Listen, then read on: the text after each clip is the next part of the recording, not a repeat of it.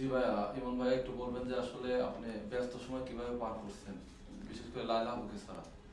ব্যস্ত সময় মানুষে কীভাবে পার করে, হয়তো কাজ করে, হয়তো কোনো কিছু একটা করে।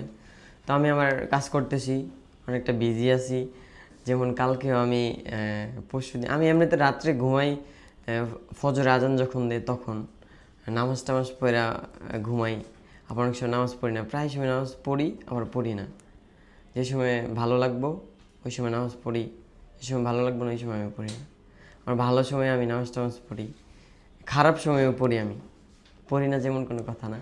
তো ওই যে সময় ধরেন 4টার উপর বাজে যাবো, যে ফজর আজান দেওয়ার টাইম হয়েছে, তখন আমি নামাজ পড়া সেরেই ঘুমাই। তো কালকে আবার এই পরশুদিন নামাজ টামাজ পড়ে ঘুমাইলাম, কালকে আবার সকালে উঠা পরে আমি আমার কাজে চলে গেছি। কারণ এখন আমার রিসেন্টলি এখন কাজ হচ্ছে, সামনে আর কাজ দেখবেন, শর্ট ফিল্মের কাজ হচ্ছে আর কি, যেটা আমি এখনও পাবলিক করিনি। করবো আস্তে আস্তে, কিন্তু সবাই দেখবে, আমি নিজে থেকে করব না, সবার সামনে যাবো, সবাই তো দেখবই। আচ্ছা, আমরা জানি কিছুদিন আগে একটা দুর্ঘটনা হলো, আপনার একটা রোড অ্যাক্সিডেন্ট করছিলেন। আসলে একটু শেয়ার করবেন যে আসলে কিভাবে আপনার ওই দিনের রোড অ্যাক্সিডেন্টটা হলো। এটা হচ্ছিল বিশালের বিয়েতে গেছিলাম আমরা। তো বিশালের বিয়ে থেকে আসার পরে তো আমাদের ফ্রেন্ড সার্কেলে সবসময় একটা প্ল্যান থাকে যে আমি একটু ঘোরাঘুরি একটু বেশি পছন্দ করি। আমার ফ্রেন্ড সার্কেল আবির আছে, শামীম আছে, আবার অব্র আছে, তারাও আমরা একটু ঘোরাঘুরি পছন্দ করি। তো আমি, আবির, অব্র আর একটা ফ্রেন্ড আমরা ঘুরতে যাচ্ছিলাম, কক্সবাজার ট্যুর দিচ্ছিলাম, যে 1 সপ্তাহ বা 10 দিন এরকম একটা ট্যুর ঘুরতে যাচ্ছি।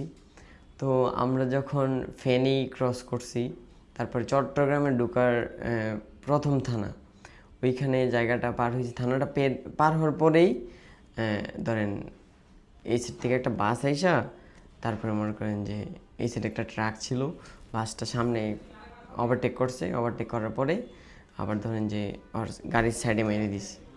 দেওয়ার পরে মনে করেন যে আমাদের গাড়ি, আমি ঘুমাইছিলাম, বালির উপরে যেয়ে গাছে ধাক্কা খেয়ে গাড়ি উল্টে গেছে। উল্টাতে মনে করেন যে অনেকেই তো দেখছে যে আমাদের কি একটা অবস্থা হয়েছে। তো অনেকে অনেকভাবে নিচ্ছে, বাট পাবলিকে কতভাবে নেই এটা ধরে রাখলে আর চলবো না। আমরা জানি যে আমাদের কি হয়েছে। কেউ কিন্তু ইচ্ছাকৃতভাবে অ্যাক্সিডেন্ট করতে চায় না। কত বড় অ্যাক্সিডেন্ট হয়েছে আপনারা তো দেখছেন। ইচ্ছাকৃতভাবে অ্যাক্সিডেন্ট করতে চায় না। আর আমাদের যে অ্যাক্সিডেন্টটা হয়েছে, অনেকে বলতেছে যে এইটা করতে চায়, ওইটা করতে চায়, এমনে সেমনে। তো আমরা কীভাবে হয়েছে এটা শুধু আমরাই জানি। পাবলিকের কাছে কিছু মানুষে এরকম এরকম ভিডিও আপলোড দিছে, পাবলিকে এরকমভাবে নিচ্ছে, নিবেই, স্বাভাবিক, এটা নিবে, এরকম ভিডিও আপলোড দিচ্ছে, নিবে না? তো মনে করেন যে অ্যাক্সিডেন্ট করার পরে অনেকদিনই ইনজুরিতে ছিলাম। তো আমার নাকের হাড় দিয়ে আবার ফাইটে গেছিলো। এটা প্রায় আলহামদুলিল্লাহ এখন সুস্থ আছি, অনেকটাই ভালো আছি। আচ্ছা ভাইয়া, যেহেতু আপনার পার্সোনাল কোশ্চেন, আমরা একটু লায়লা